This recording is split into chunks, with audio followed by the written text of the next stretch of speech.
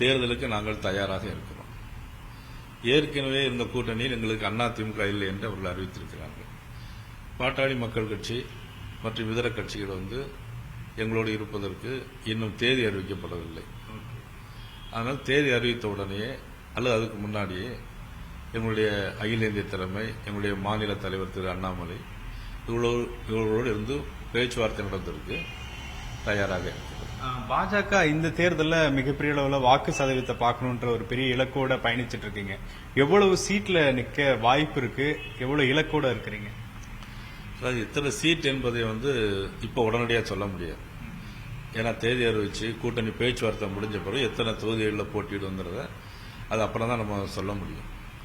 ஆனால் இப்போ உள்ள காலகட்டத்தில் நான் இப்போ ஏற்கனவே சொன்னது மாதிரி ஏற்கனவே திமுக ஆட்சியை மக்கள் பார்த்து விட்டார்கள், அதிமுக ஆட்சியும் பார்த்து விட்டார்கள் வெகு காலமாக 1967க்கு பின்னால்.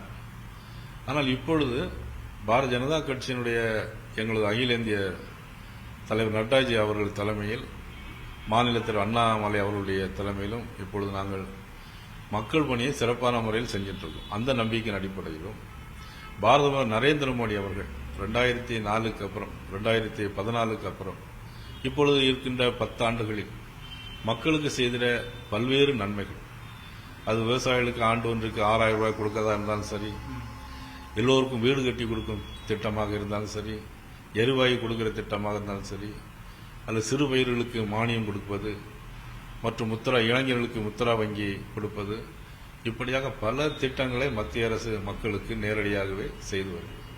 அது இந்த திட்டங்கள் பார்த்தீங்கன்னா ஒவ்வொரு வீட்டிலையும் இன்னைக்கு எல்லாரும் அந்த திட்டங்களை பயன்பெற மாதிரி பயனாளியாக இருக்காங்க. அவர்கள் நினைத்து பார்த்து வாக்களித்தால் நிச்சயமாக பாரதிய ஜனதா கட்சி கூட்டணி கட்சிகள் போட்டியிடுகிற எல்லா தொகுதிகளிலுமே வெற்றி பெறுவதற்கான வாய்ப்புகளை நாங்கள் எதிர்பார்க்கிறோம். இப்போ தமிழகத்தில் மாநில கட்சிகள் தான் பிரதான கட்சிகளா இருந்துட்டு இருக்கக்கூடிய நிலையில கூட்டணி கட்சிகள் ஏன் வர தயக்கம் காட்டுறாங்க?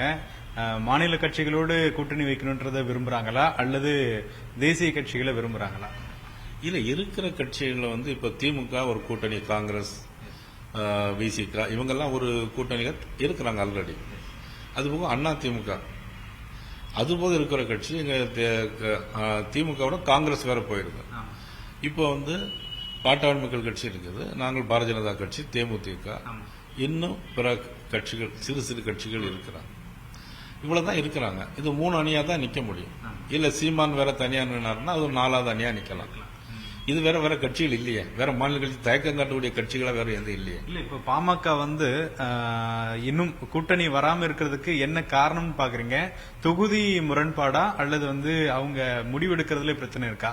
நம்ம தேசிய கட்சிகளோட இணையணுமா இல்லாட்டி அடுத்த தேர்தலில் மாநில கட்சிகளோட தான் கூட்டணி வைக்க வேண்டிய நிலை ஏற்படும்ன்ற ஒரு சூழல் இருக்கா? இல்ல, பாட்டாளி மக்கள் கட்சியை பொறுத்தவரைக்கும் எங்களோடு தான் இருந்துட்டு இருந்தாங்க. இந்த தேர்தல் தேதி அறிவிச்ச உடனே தான் அந்த பேச்சுவார்த்தைகள் நமக்கு ஒரு முடிவு பெறும். யார் யார் யார் கூட இருக்காங்க.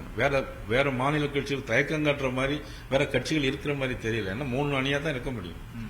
திமுக, விசிக, காங்கிரஸ் இது ஒரு அணி, அதிமுக ஒரு அணி, பிறகு பாமக நாங்க தான், பிறகு சீமான். பாமக நீங்க கூட்டணி இருக்கிறது கிட்டத்தட்ட உறுதியாயிடுச்சுன்னு புரிஞ்சுக்கலாமா? அது இனிமே தான் முடிவு பண்ண முடியும். ஏன்னா இப்ப நானா சொல்லிட முடியாது. மாநில தலைமை, அகில இந்திய தலைமை எல்லாம் சேர்ந்து முடிவு பண்ணி நிச்சயமா வரதுக்கான வாய்ப்புகள் நிறைய இருக்கு.